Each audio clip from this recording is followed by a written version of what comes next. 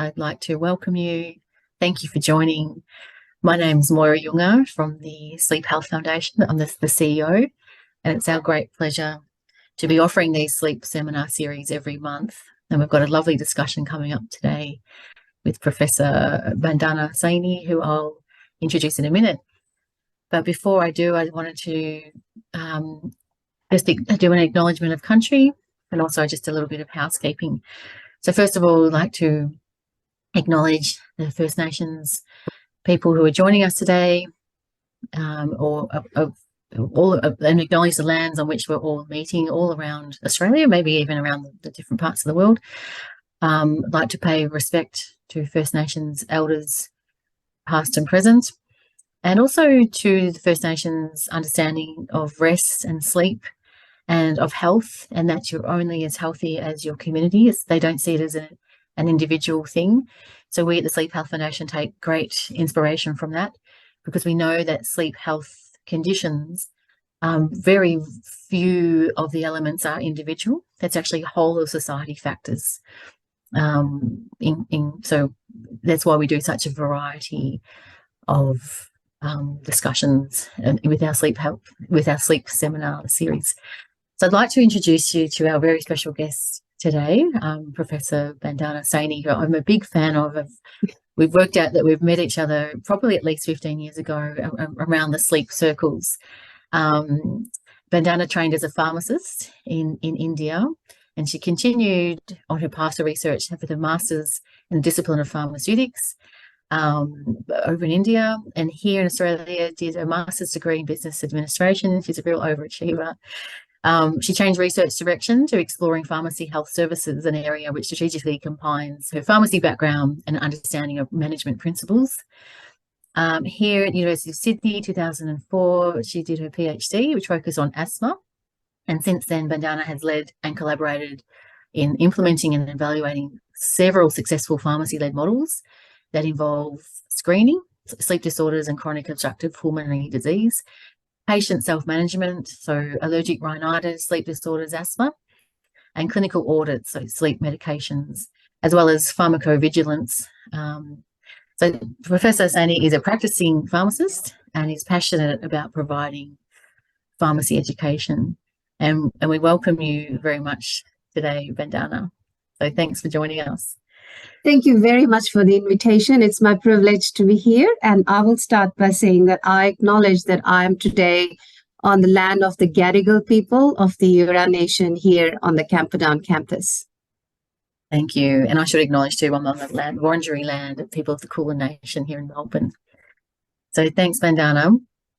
And I wanted to start with talking about, I'll actually tell everyone too that we've disabled the chat, but we've got a Q&A function, and Bandana and I will have about 10 minutes. We'll have a discussion now, and about 10 minutes to go, we'll open it up for all of you to have some questions as well, mostly to Bandana.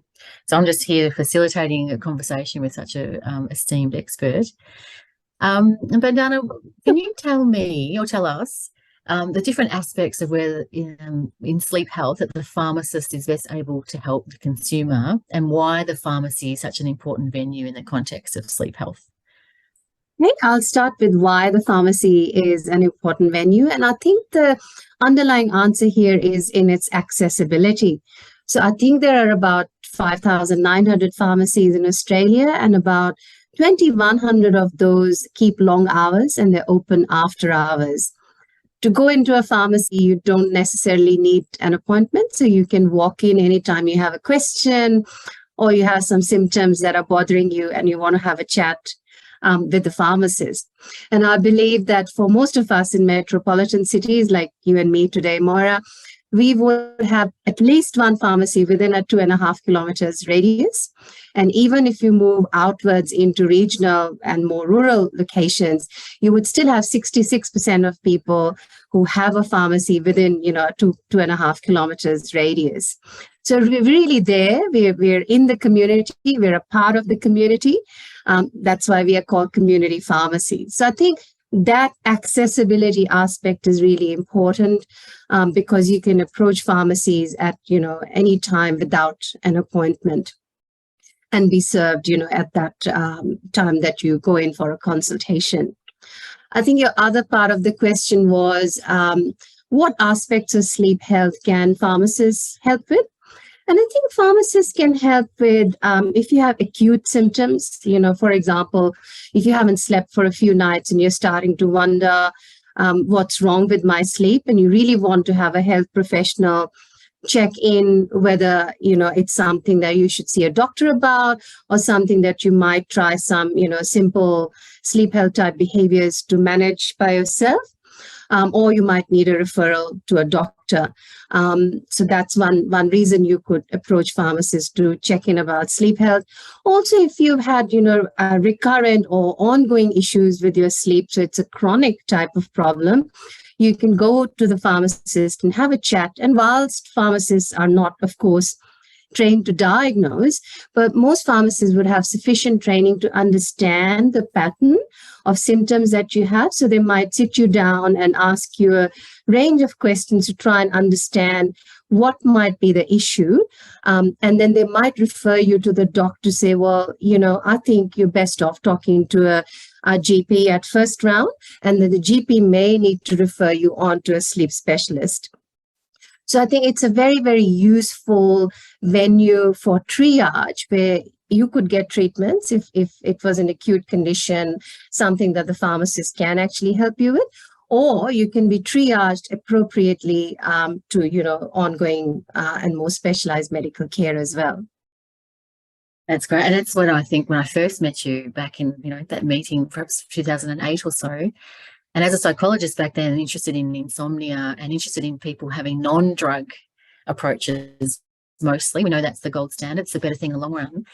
I just wasn't aware that pharmacists actually could be such a good resource for that, non-drug approaches, because you think of pharmacy, you're going to be only given pills and potions, but it sounds like there is. Tell me a bit about the training that all or some pharmacists have in sleep. Tell me about that. So a lot of our training, Moira, is focused on the quality use of medicine. So I'm just picking up on the sentence you said that, when you walk into a pharmacy, you're expecting some pills and potions. And indeed, medicines is a key, range of expertise that pharmacists have. But in going to use these medicines at a national level, we have a framework called the quality use of medicines. And the principles of the quality use of medicines mandate that at first cut, we need to check whether a medicine is the first thing you should be using or someone should be using, or whether there are non-medical or medicinal approaches that can help a particular condition. So in sleep, for example, you may go to a pharmacy and, portray whatever symptoms you have to the pharmacist. And they would, make a call for whether your symptoms actually require medication use and whether that medication use can be short-term, something that the pharmacy can supply, or you do need to go and see a doctor to get something via prescription. If they feel that perhaps, the condition might be short-term, that it can be managed, they will give you, what we commonly call sleep hygiene, or, we train us pharmacists to call it proactive sleep health behaviors. So they'll go through a range of things, and they might even chat with you about what other medications are you using. So, for example, you might be using another medication and you're taking it in the afternoon, and that's impacting your sleep at night. So the pharmacist might say, I don't think you need something to, help you sleep. Really, let's try shifting this medication you're taking that's affecting your sleep to a morning time use.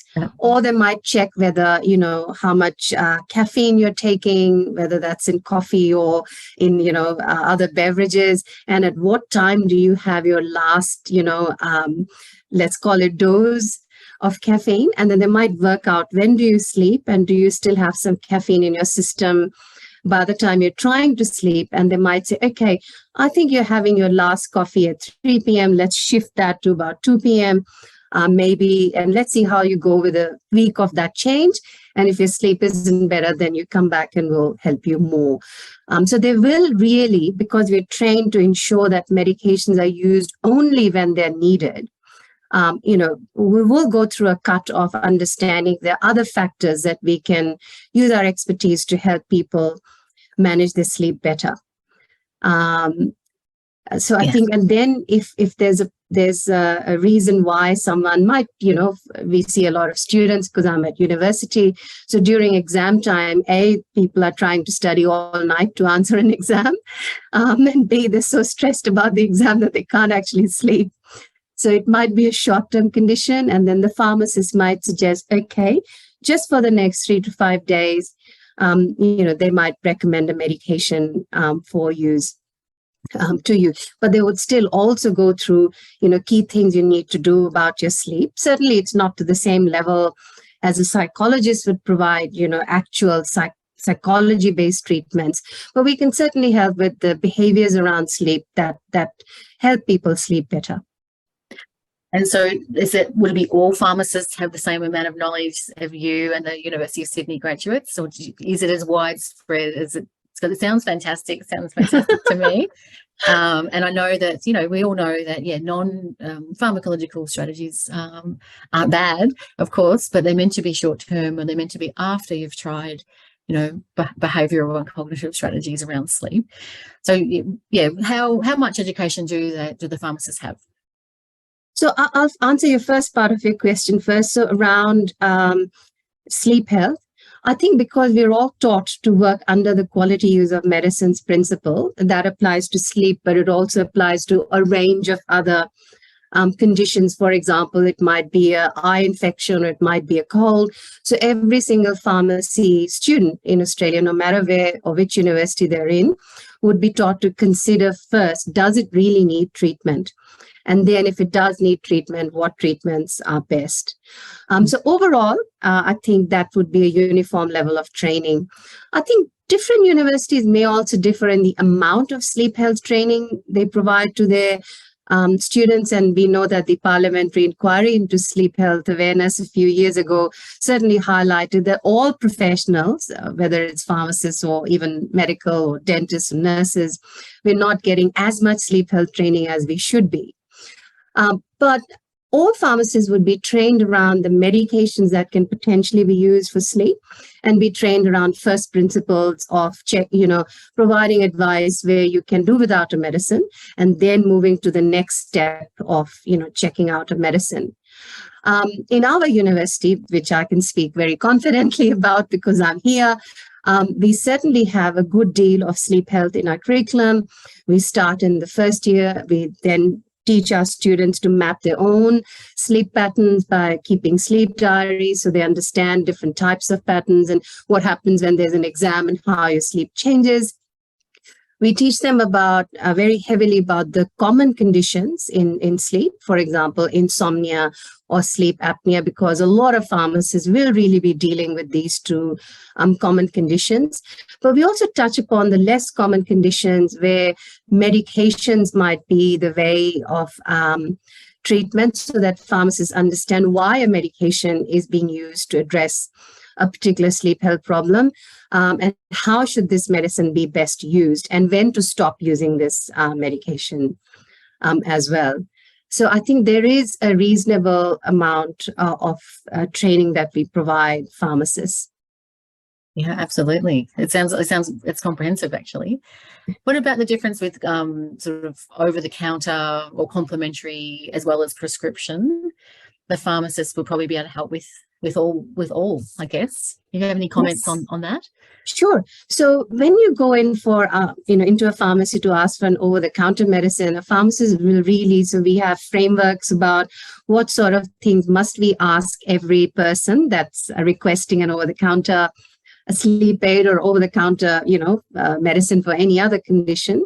So they'll ask you a range of questions about your allergies, about other health conditions, about other medications you might be using, and then make, a clinical decision around, okay, for this person, perhaps if we can try a week full of a particular medication that might help them sleep. Particularly before they recommend any medication for sleep, they would certainly check for allergies, and they would check for other medications that you might be using, so that any medication they provide over the counter doesn't have an interaction with, other prescription medications you might be using, for example, with blood pressure, or, one of the common medications that people might be using. For prescription medications, whenever we receive a prescription, our role is to check that the prescription seems appropriate for the person. So we can't diagnose the condition. That certainly is a medical job. But we would look at if this medication is at the right dose, whether the dose is, if it's for a child, then is it a child dose, if it's for an older person, or if we know that certain medications are useful only in older people or only useful in children, then to make sure the prescription matches that. Sometimes, it's our guidelines recommend that certain medications, so some of the heavier sedatives or sleeping pills that a doctor may prescribe because it seems appropriate for a particular patient at a particular point in time, we would not only dispense that medication, but we would run through with the patient how they need to taper it down and how to discuss that with the doctor so that they're well informed that they shouldn't be using this long term. We'll also go through for both over-the-counter and prescription medications, what is the best time to take this medication? So that might be to do with, whether you should eat this medication with food or it can be taken at any time, whether you should take it in the morning or whether, if it's a sleeping pill, very likely, how you should schedule it in relation to your bedtime routines and bedtime plans. There are some medications which cannot be crushed because they have a coating around them. And that coating is sometimes done to protect your stomach from the contents of the medicine, or it's done to extend how long that medicine can stay in your body. So we might say, this particular medication, please do not crush it, do not chew it. It really needs to be swallowed. So there's a lot of very detailed counseling that goes along with supplying any product, be that, over the counter or if that's prescription.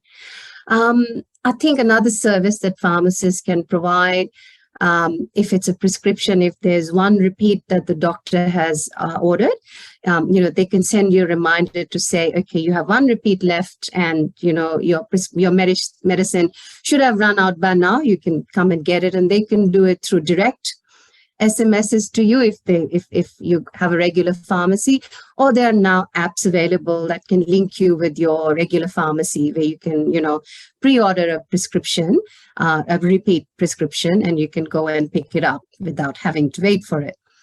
In terms of complementary medicine, we know that Australia has a very heavy use of complementary medicines, and we actually did a research study a few years ago with a PhD student to look at, how are complementary medicines used in sleep, and they're certainly used to the same extent and to a higher level than for other conditions even.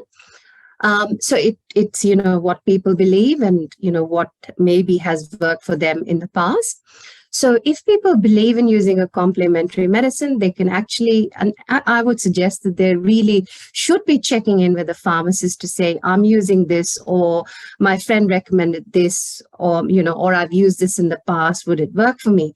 Because a pharmacist can actually look at the level of evidence behind a complementary medicine. And sometimes complementary medicines don't have the same level of evidence as non-complementary conventional medicines do, but there are other types of evidence, maybe less strong, or maybe historical use of that medicine for many years. They can also understand the chemistry of the active ingredient, even in a complementary medicine. And they can look at that and also look at the other medications you're using to make sure there's no interactions, or that you don't have an allergy to any of the ingredients in that complementary medicine. So I think it's really worthwhile checking in with a pharmacist, even if you're planning to use a complementary medicine or you wish to use complementary medicine, as well as prescription and over-the-counter. And we did a study by going into 100 pharmacies in Sydney, and, without telling the pharmacist that we were doing a research study, and looking at what the pharmacist actually did when a person went in to ask for something for acute insomnia. And in at least 50% of the cases, the pharmacist actually, when they provided an over-the-counter sleep aid, they also went through, principles of sleep hygiene by talking to people about sleep routines, keeping, a regular routine, caffeine, alcohol, smoking, and how all of these things impact sleep and what to do about them. So I think that there is a lot of worth in consulting a pharmacist about sleep health. Absolutely. And it sounds like, I think there's a role too in my last comment to your question. We'll open it up to others, but I just see the potential for prevention, like preventative role, and that real education role that I think, I would say most people don't realize that the pharmacist has that potential. And I guess there's a lot more work required, I'm sure, with education. Any comments on that, of where you see the best way people can use the pharmacist, or what you'd like to see in the future, I guess, with funding, or with, if we had a magic wand and could make an ideal world, how we'd be making the most of the pharmacist in general with sleep? So I think the pharmacist is a really, really good approach as a first cut. So, if you're not sure whether you really need to see a doctor, it might be a temporary thing that's happened because of some to your sleep, for some stressor in your life, or you've just taken a new medication. You've just started a new medication for some other condition, and you start noticing something about your sleep. The pharmacist might even be a better, professional to detect that, even compared to a doctor, because they really understand how a medication might impact sleep, as, might be the side effect of one medicine that you're using for blood pressure that's actually affecting your sleep. So I would say that it's a really good way to get a first opinion on what should be done, whether you should try something that's non-pharmacological, maybe just managing your sleep, whether a very short-term over-the-counter sleep medicine might help, or whether you really need to go and, see a doctor for your sleep. And when you talk to a pharmacist and they ask you a lot of questions to assess, the situation, you can actually also ask the pharmacist for a written referral to a GP, so that the GP then doesn't have to waste the same amount of time asking the same questions. That's already been done by the pharmacist. And actually, for some people who do use electronic health record, my health record, they can actually ask the pharmacist to simply put the referral letter there, and that way the GP can access it as well. So it's making the system more efficient, so that, the GPs can really get to the heart of the matter very quickly. And so if the pharmacist suspects a particular sleep condition, the GP might say, okay, the first thing we need to do is refer you for a sleep study. I should also say, Moira, something I have not said, because I was talking more in the context of insomnia, but there's about 500 pharmacies Australia-wide that actually also provide CPAP machines. So CPAP stands for continuous positive airways pressure. It's a treatment that's recommended by a doctor and should be recommended only by a physician for people with sleep apnea. But, a pharmacy is a very convenient venue to go get fitted with your mask for that CPAP machine. They can provide the CPAP machine. They can show you and your family or your bed partner how that machine works. They can service that machine for you. They can troubleshoot, and they'll want to have a monthly review with you to see how you're going with that machine as well. So sometimes, rather than wait for very highly specialized sleep labs to give you an appointment to source your CPAP, you can do that at a pharmacy as well. But of course, it needs to be prescribed first by a sleep physician or a GP before you use it. Yeah, absolutely. And needing to be monitored ongoingly with the appropriate medical people, for sure. Yeah, that's a great overview. We could probably talk a bit longer. We've got nearly at the half-hour mark. I wanted to let people know that the audience, if you did have a question, we've got a Q&A function. that I'd love you, I'm just checking, I don't think there's anything in there at the moment, but if you had a question specifically for Bandana or about the Sleep Health Foundation in general, now's your time to put it into the Q&A function, not the chat function, because that's disabled for this particular type of webinar. So while we're waiting for anyone to have a particular question, I just wanted to remind you that there's on the screen right now, there's details of how you can go straight with the QR code straight to our newsletter via our website. We'd love to keep you in the fold via our newsletter. We'd also love you to know to go straight to our website. We've got nearly 100 different types of fact sheets on a range of different topics, which is also a great thing for the pharmacists to know about the Sleep Health Foundation to guide the general public to our evidence-based resources. We encourage people to follow us on social media, which is on the screen, our Facebook and Instagram, LinkedIn and Twitter. I also wanted to thank this particular webinar was brought to us by FESS Pharmaceuticals.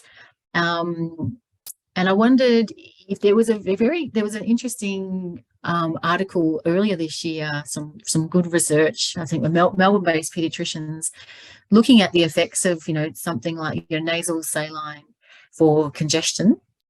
And I think it was, really good results that looked at the kids that were having that were able to, avoid having surgery and the like for potential breathing issues during sleep.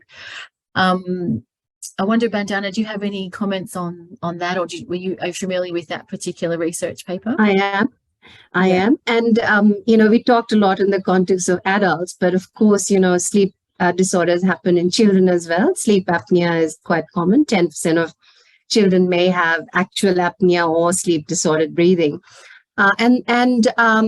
One of the things that's used to be a common treatment, and probably still is one of the main treatments, is to look at adenoids and tonsils, because in relation to a child's, face volume, the tonsil volume may be higher, causing difficulty in breathing when you're asleep. And so that was a common surgery that was often done to help children breathe better during sleep. And this particular trial was done to see, well, if we can use nasal saline, that helps to, clear your nose of any obstruction, any goo that's stuck in there. Plus, a lot of children may also have allergies. So if you're regularly using saline, you can wash off all the pollens and, whatever else is in your nose that's going to cause an allergy. And they found that by doing that, the number of children that then still required a surgery was actually decreased by maintaining nasal health and, nasal hygiene. And also, that same could also be said, although we don't have trials and very strong evidence to prove that, but the same could be said for adults as well, because having a blocked nose, if you have apnea, that's going to worsen your apnea anyway. So keeping your nasal passages as clear as possible will definitely help you sleep better when, with an open airway that your nose is working to its full capacity, and you don't have to open your mouth to start breathing through the mouth. So keeping, good nasal hygiene is important. And of course, we know that Australia is a hotbed of allergies and asthma. So many people will also have, 20% of people will have allergies. So managing that will also help you manage allergic rhinitis or hay fever, as many people call it as well. So there's great utility in cleaning your nose with a saline solution. Yeah.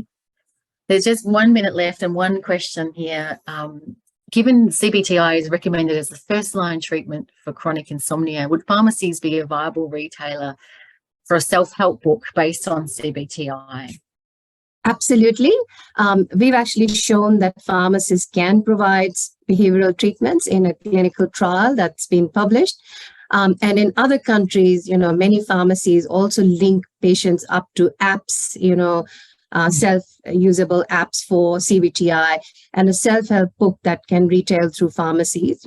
Pharmacies always provide information. So we have fact cards from the Pharmaceutical Society, but if we had a CBTI, self-help CBTI booklet, I'm sure pharmacies would be very happy to provide that along with any other advice or medicines. Yeah. Well, I mean, it's clear that it's a really useful resource, like for our pharmacies, for not only the obvious, the pharmaceuticals, but the education and the connection and knowing pathways and knowing, just I suppose being a real connector, I guess, through and a liaison with the medical team. And I think technology will help that even more, like it's about with the MyGov. So that's been fascinating. It's fabulous to speak with you. I think this is the first time this year we've talked about, the role of the pharmacist with sleep. I think there's a lot with the Sleep Health Foundation where obviously we're community facing and teaching the community about sleep and available pathways and available resources and making sure that they're evidence-based and making sure that people have support and a template. So it's nice it's fabulous for you to give a really good overview of the role of the pharmacist in sleep health. And we thank you so much for your time, Bandana. It's my pleasure. And thank you very much to the audience as well. And that we'll finish off the webinar now and just stay tuned for the next one. We're hoping to do them every month. Thanks, everyone. Goodbye. Thanks again.